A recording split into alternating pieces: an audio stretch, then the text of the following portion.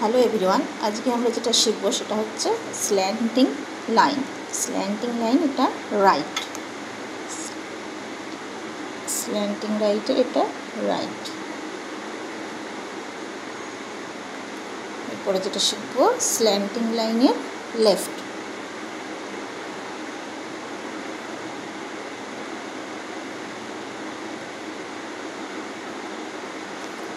এরপর যেটা করবো সেটা হচ্ছে জিগজ্যাগ লাইন।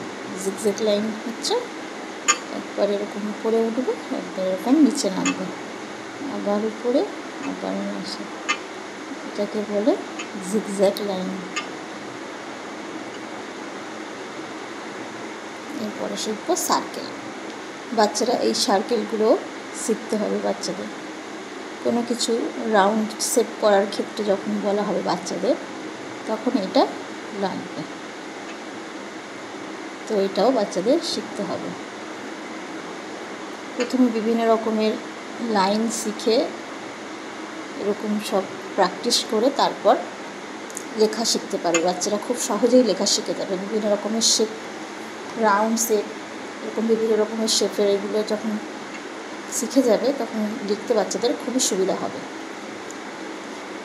এরপরে যখন মোটামুটি লাইন টানা শিখে যাবে তখন বাচ্চাদের এরকম স্কোয়ার, ট্রায়াঙ্গেল এইভাবে টেনে দেবেন, অনেকগুলো করে টেনে দেবেন, রেক্ট্যাঙ্গেল অনেকগুলো রকম করে টেনে দেবেন। ওরা সব এগুলো এরকম করে প্র্যাকটিস করবে। একদিনে হবে না, এগুলো অনেক দিন ধরে করতে করতে করতে করতে প্র্যাকটিস হয়ে যাবে। তো এইভাবে করতে দেবেন।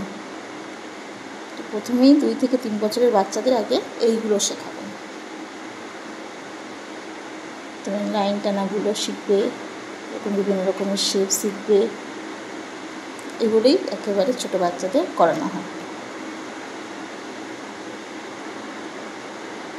এইগুলো শিখে গেলে তারপরে রেখা শিখতে ওদের কোনো অসুবিধা হবে না, খুব সহজেই শিখে যাবে।